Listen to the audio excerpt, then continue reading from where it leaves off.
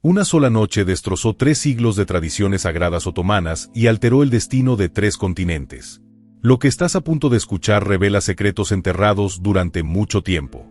La historia prohibida de cómo una esclava de 15 años violó 5 leyes imperiales intocables en una ceremonia de boda, provocando una revolución silenciosa que perseguiría a los emperadores durante generaciones. Su nombre era Harem Sultán, Roca Salaña al oeste, la mujer que desafió los códigos antiguos que ningún gobernante se había atrevido a violar desde 1326. Pero lo que sucedió en 1534 no fue simplemente un matrimonio. Fue un golpe íntimo llevado a cabo en las cámaras ocultas del palacio de Topkapı utilizando las artes de seducción que había dominado dentro del harem imperial. Prepárate para adentrarte en los misterios más oscuros de la historia otomana. Los registros descubiertos en los archivos del Vaticano hablan de rituales, derechos clandestinos y estrategias matrimoniales que transformaron a una cautiva ucraniana en la mujer más temida de su época. Cada regla rota no fue un accidente, sino parte de un plan calculado que dio lugar al sultanado de las mujeres. Un siglo y medio en el que figuras veladas detrás de paredes de mármol dirigieron secretamente el imperio. Lo que descubrirás ahora puede cambiar para siempre la forma en que ves el poder, el deseo y las fuerzas invisibles que dan forma a la historia. Porque cuando las crónicas elogian a Süleyman el Magnífico, ocultan una verdad mucho más inquietante. La verdadera dueña de un imperio que se extendía desde Hungría hasta Yemen era una mujer que ningún hombre se atrevía a nombrar. Pero antes de sumergirnos en este capítulo prohibido, necesito un pequeño favor. Si te atraen estos secretos imperiales no contados tanto como yo, demuéstralo dándole me gusta a este video ahora mismo. Ese pequeño acto me ayuda a seguir desenterrando las sombras más oscuras de la historia. Y aquí es donde decides qué viene después. Deja en los comentarios el nombre de cualquier reina, emperatriz o mujer noble cuya historia prohibida quieras exponer. El que tenga más menciones liderará nuestro próximo descenso a las cámaras ocultas de la historia. ¿Será traición, venganza o una historia de pasión cruda? Esa elección es tuya. Y si aún no lo ha hecho, suscríbase y active las notificaciones porque lo que sigue sobre lo dejará sin aliento. Era el año 1520. Süleyman ascendió al trono otomano, heredando un imperio que abarcaba 3 continentes y dominaba las rutas comerciales más ricas de la tierra, Constantinopla. Ahora, Estambul se erigía como el epicentro del poderío islámico donde convergían las especias de la India, los tesoros de África y las sedas de Asia. Sin embargo, dentro de los relucientes pasillos de Topkapı, las antiguas tradiciones mantenían un orden frágil. La primera era la regla sagrada de una concubina, un hijo, una ley que aseguraba que ninguna madre pudiera elevarse por encima del resto.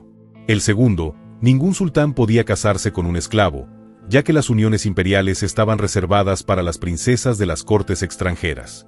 El tercero, a ninguna mujer se le permitió vivir en la cima del Kapich, la sede del gobierno, para mantener la política intacta por el deseo. El cuarto, títulos rígidos, definía cada rango dentro del harem, que nunca debía ser alterado. Y el quinto, las mujeres estaban estrictamente excluidas de los consejos de guerra, la diplomacia o el arte de gobernar. Durante siglos, estos 5 códigos protegieron al imperio del caos, las disputas sangrientas y las guerras fratricidas. Pero en 1521, todo comenzó a desmoronarse.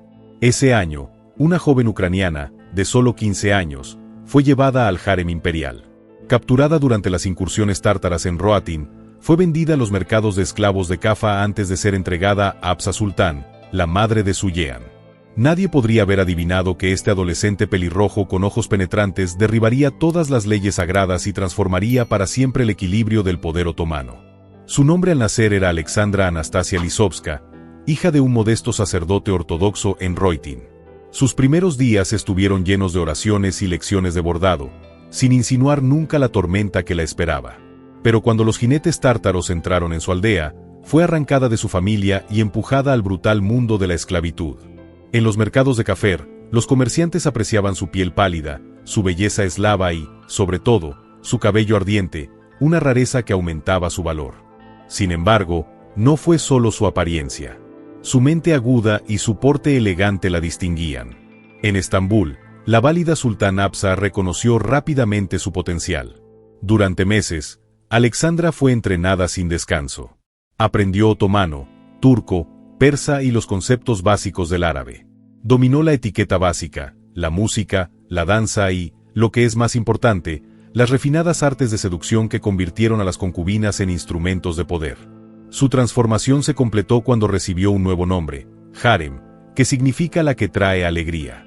Marcó no solo su renacimiento, sino su entrada en el juego más peligroso del imperio.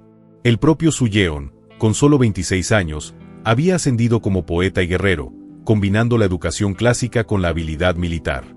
Los enviados europeos lo describieron como alto, refinado, con una nariz acuática, ojos penetrantes y una autoridad tranquila. Su amor por la poesía y las artes lo distinguió de sus predecesores.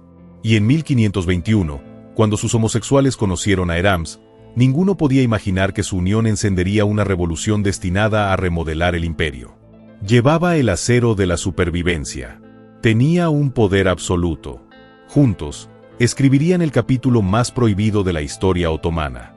El invierno de 1533 marcó el comienzo de los preparativos envueltos en absoluto secreto. Ningún cronista oficial se atrevió a registrarlos. Sin embargo, fragmentos de cartas diplomáticas y testimonios únicos revelan la escala de lo que estaba a punto de desarrollarse.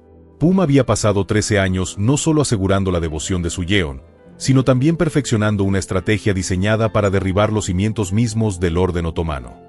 La primera brecha había tardado años en gestarse.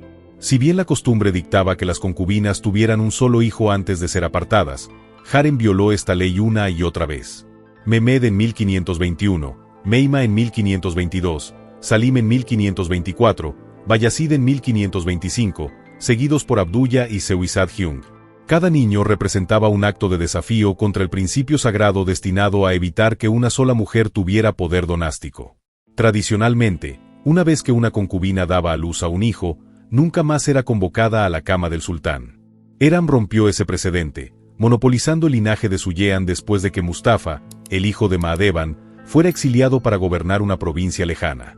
Los susurros se extendieron por el Erum. Tanto eunucos como visers vieron peligro en su creciente influencia. El gran visir Ibrahim Pasha, el aliado más cercano de Süleyman, advirtió repetidamente contra el poder concentrado en esta mujer eslava. En cartas secretas, advirtió que ella amenazaba el equilibrio de la dinastía misma. Sin embargo, Eram siempre estuvo un paso por delante. Su fuerza radicaba no solo en sus hijos, sino en su dominio de la psicología.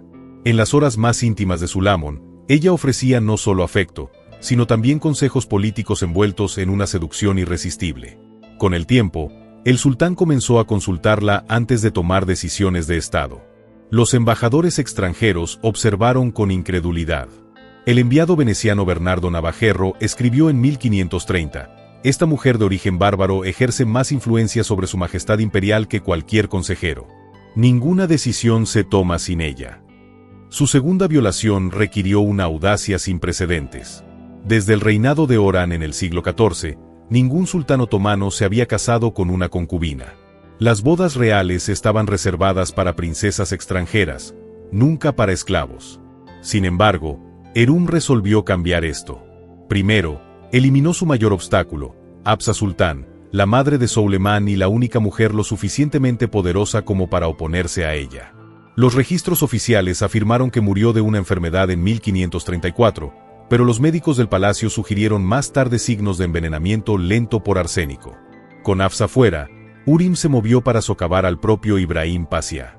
Una campaña de rumores lo pintó como ambicioso, incluso traicionero, erosionando gradualmente la confianza de Su Yeon. Al mismo tiempo, Uram apretó su control sobre las emociones de Su Yeon. Alternó la fragilidad con una lealtad feroz, amenazando con abandonar el palacio si su posición seguía siendo insegura. Su Yeon, atado a ella en algo más que deseo, cedió. Los preparativos del matrimonio comenzaron en secreto, un escándalo en sí mismos. Debido a que la ley prohibía la unión de un esclavo con un sultán, los eruditos fueron persuadidos de aprobar una laguna. Harem sería liberado formalmente por decreto imperial el mismo día de la boda. Técnicamente legal, pero para la vieja guardia, era nada menos que una herejía, un esclavo elevado a emperatriz. La tercera violación se produjo con su traslado del antiguo palacio a la cima de la capital, el corazón político palpitante del imperio.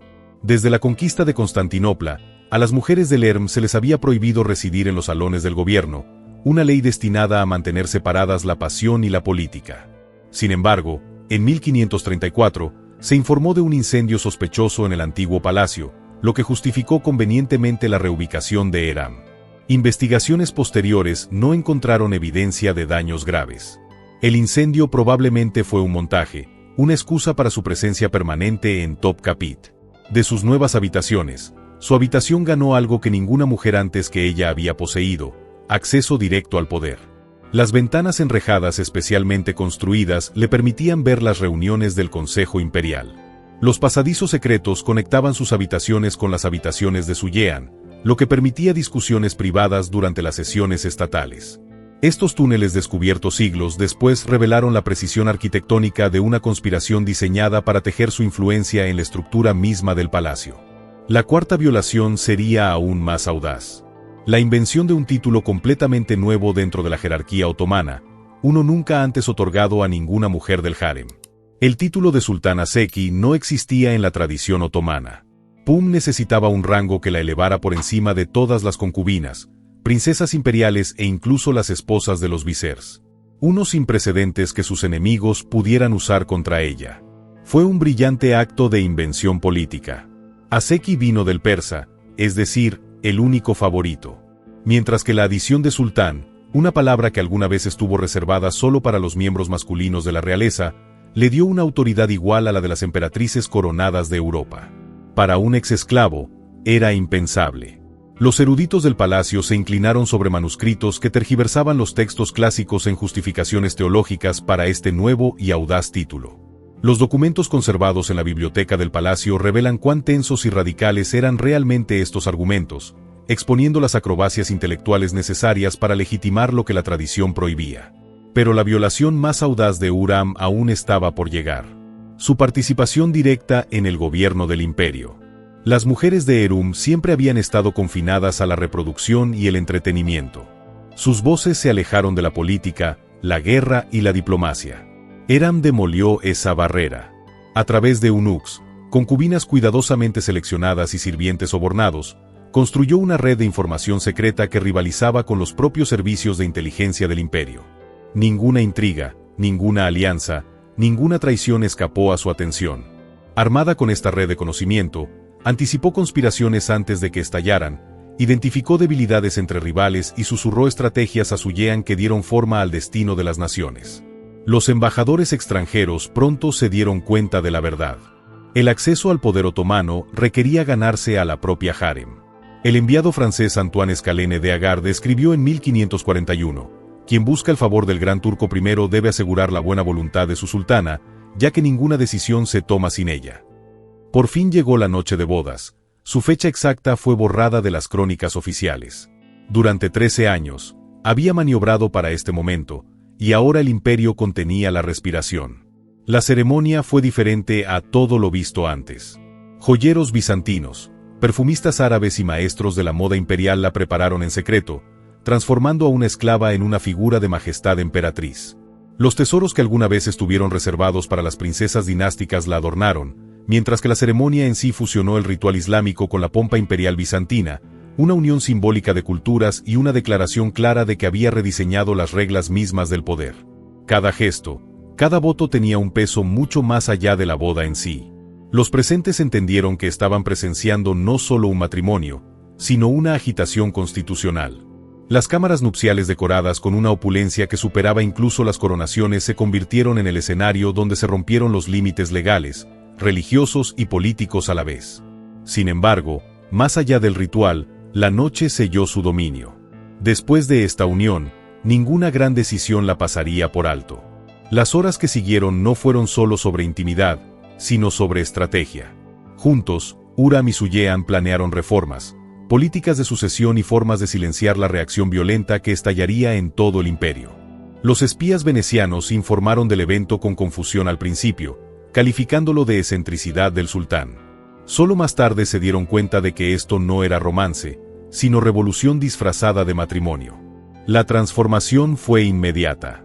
Las 5 transgresiones de Pum sacudieron el imperio como un terremoto, alterando el equilibrio de poder en 3 continentes. La primera consecuencia golpeó la estabilidad dinástica misma. Al romper la regla de una concubina, un hijo, creó una crisis como nunca antes. Con 6 de sus hijos posicionados contra Mustafa, el hijo mayor de Mahadevran, la amenaza de una guerra fratricida se cernía sobre la dinastía. Mahadevran, una vez la consorte favorita del sultán y madre del presunto heredero, sufrió una caída rápida y brutal. Los registros de archivo muestran que su asignación fue recortada, sus habitaciones reasignadas y su asistencia reasignada a su servicio. Las cartas descubiertas más tarde de su mano revelan su desesperación por haber sido empujada a la irrelevancia. Mientras realizaba a su hijo, Mustafa ahora se enfrentaba a rivales respaldados por una madre mucho más poderosa que ella. La campaña de Eram contra Mustafa se convirtió en su juego más peligroso. Durante 2 décadas, se enfrentó a una despiadada campaña de difamación, envenenando lentamente la confianza de Suleyan en su propio hijo.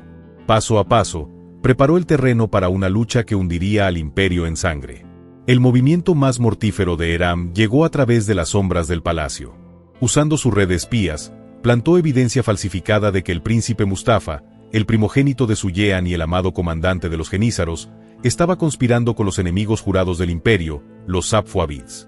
El engaño alcanzó su clímax en el año 53 durante la campaña persa de Suleyan.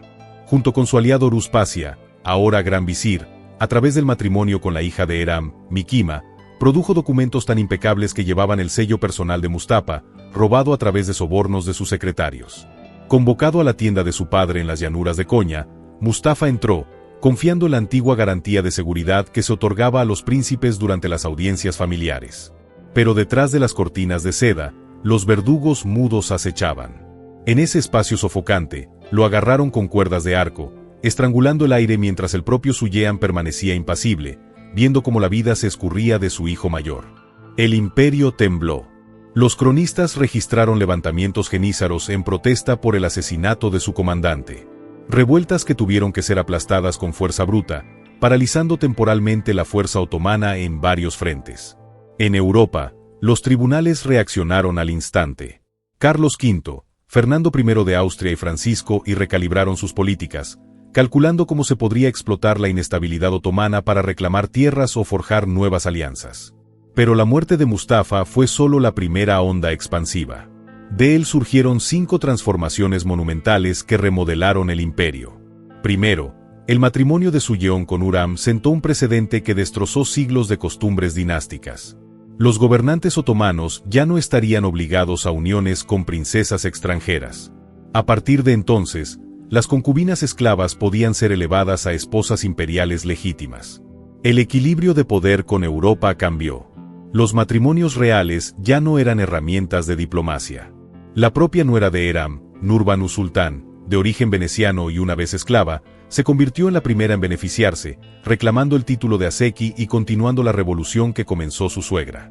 Los embajadores de toda Europa tuvieron que reescribir sus libros de jugadas. El poder ya no recaía únicamente en el sultán y sus visires. Como advirtió el enviado veneciano Marino Cavalai en 1560, aquellos que se aferren a los viejos métodos se encontrarán excluidos de la verdadera influencia. Ahora hay que cortejar tanto al Erum como al Dan. En segundo lugar, Hürrem rompió los muros de Topkapı. Durante siglos, el harem había estado separado de la maquinaria del gobierno. Pero su residencia permanente dentro del palacio creó canales de influencia sin precedentes. Los arquitectos construyeron pasadizos ocultos y cámaras secretas que le permitieron observar los consejos imperiales, incluso instalando dispositivos primitivos para llevar susurros a través de las paredes. Los ministros nunca sabían si sus palabras estaban siendo escuchadas por la sultana o sus espías. La paranoia que esto creó retorció la cultura de la corte en un sistema temprano de vigilancia política, un precursor de la seguridad estatal moderna. En tercer lugar, la invención del título Aseki Sultán elevó permanentemente el rango de las mujeres imperiales. Una vez exclusivo de harem, se convirtió en un arma utilizada por consortes posteriores, Safier, Kursum y Turan, para tomar una autoridad igual a los visires y los príncipes. Las ceremonias judiciales, las estructuras financieras y las jerarquías tuvieron que ser reescritas para dar cabida a este nuevo poder. Turan Sultán, por ejemplo, obtuvo un ingreso de 2.000 aspers por día, rivalizando con los gobernadores provinciales y los presupuestos militares completos. Con él construyó mezquitas, hospitales, escuelas y cocinas que competían con las obras más grandiosas de los sultanes reinantes, extendiendo la influencia otomana a través de fundaciones benéficas que llegaron hasta Jerusalén, la Meca y los Balcanes. Estas dotaciones funcionaban como embajadas en la sombra, la diplomacia disfrazada de piedad. En cuarto lugar, su papel como asesora política directa rompió el tabú final. Pum se involucró en la formulación de políticas por sí misma, estableciendo el precedente que los historiadores llaman el sultanado de las mujeres. Durante casi 2 siglos, las madres, esposas y hermanas de los sultanes ejercían una influencia abierta o secreta sobre las decisiones imperiales. Las cartas conservadas en archivos europeos revelan la correspondencia de Eram con Segismund II de Polonia y príncipes alemanes, donde negoció alianzas paralelas a la diplomacia oficial. Utilizó su origen eslavo para forjar vínculos con los líderes orientales mientras afirmaba la autoridad dinástica como madre de los futuros gobernantes. Cada una de estas revoluciones nació de esa única noche en que una concubina esclava desafió 5 siglos de tradición y vio a un príncipe estrangular y doblegar un imperio a su voluntad. La sombra de Eram se extendía mucho más allá de su vida. Las negociaciones secretas que llevó a cabo sobre intercambios de prisioneros, acuerdos comerciales y alianzas matrimoniales a menudo superaron a los diplomáticos oficiales del imperio. Sin embargo, ni siquiera ella podía prever cuán profundamente se arraigaría su revolución en la política otomana. Sus sucesores inmediatos se apoderaron del camino que ella había despejado. Nurbanu Sultán y Zafir Sultán expandieron el poder femenino dentro del palacio, mientras que los sultanes menores de edad o débiles vieron a sus madres, los sultanes válidos, intervenir como gobernantes de facto. Kersm Sultán, el más formidable de todos, dirigió el nombramiento de grandes visires, comandó oficinas provinciales e incluso decidió estrategias militares en múltiples frentes. Ejercía tal autoridad que ordenó la deposición y ejecución de los sultanes que amenazaban la supervivencia de su dinastía. Este ascenso femenino no estuvo exento de resistencia. La conservadora Ulma tronó contra la corrupción de la tradición, denunciando la intrusión de las mujeres en los dominios masculinos. Los tratados sobrevivieron de esa época, rebosantes de indignación por lo que veían como un sacrilegio contra el orden del Islam. Sin embargo, el sistema perduró. Las campañas militares continuaron teniendo éxito. Las finanzas imperiales se mantuvieron estables y la administración provincial funcionó sin problemas. La efectividad práctica silenció a muchos críticos. Lo que había comenzado como un escándalo pronto se convirtió en una realidad aceptada. En el extranjero, Europa se adaptó. Al principio, desconcertados, los tribunales extranjeros llegaron a aceptar a las mujeres como actores esenciales en la política otomana. Los embajadores comenzaron a traer regalos específicamente diseñados para las sultanas, reconociéndolas como actores legítimos del Estado. Este cambio diplomático tuvo un efecto dominó en toda Europa. Las reinas de Francia, Austria y España observaron con envidia cómo sus contrapartes otomanas doblegaban los imperios a su voluntad, y algunos experimentaron silenciosamente con tácticas similares dentro de sus propias esferas. El legado de Eram también remodeló el paisaje cultural. Su mecenazgo arquitectónico en Estambul y Jerusalén combinó la fe, la caridad y la política en monumentos de autoridad femenina. Sus complejos, mezquitas, escuelas, cocinas y hospitales proyectaban permanencia, anunciando que el poder de las mujeres en el mundo otomano no era una anomalía fugaz, sino una fuerza a tener en cuenta. Su muerte en abril de 1558, 8 años antes que la de Suyeon, puso fin a su reinado físico, pero no a su revolución. Su mausolum junto a la mezquita que había dotado se convirtió en un lugar tranquilo de peregrinación para las mujeres que buscaban inspiración en sus triunfos. Las inscripciones trilingües en su tumba en árabe, persa y turco otomano, elogiaron sus logros en términos inimaginables para una esclava solo una generación antes. Suyeon, destrozada por su pérdida, decretó que ninguna otra mujer habitaría sus aposentos en Topkapik. Esa orden se mantuvo hasta la disolución del imperio en 1922, un monumento silencioso a la singularidad de su gobierno. Aún así, la maquinaria que construyó perduró. Los éxitos heredaron sus títulos, sus estructuras de ingresos y sus precedentes. A través de la belleza, la inteligencia, la fertilidad y el cálculo despiadado, había doblado permanentemente uno de los imperios más conservadores del mundo. Los historiadores ahora la ven como estratega y arquitecta de una revolución política. Sin embargo, la pregunta persiste: ¿abrió un camino para las mujeres en general o solo aseguró el poder para ella y su linaje? La verdad está en capas. Las victorias de Eram fueron egoístas, pero las puertas que abrió nunca más pudieron sellarse. Dejó a las futuras mujeres de la dinastía oportunidades con las que nunca habrían soñado bajo el viejo orden. Su legado fue nada menos que sísmico. Las 5 tradiciones que rompió en su noche de bodas se convirtieron en los 5 pilares de una nueva realidad política que perduró durante siglos. Demostraron que incluso en los sistemas más rígidos, la inteligencia, la paciencia y la audacia de una mujer podían rehacer el mundo. Sultana no se limitó a asegurar su propia supervivencia. En 1534, reescribió las reglas del imperio, cambiando los destinos de generaciones. Y esta es solo una historia.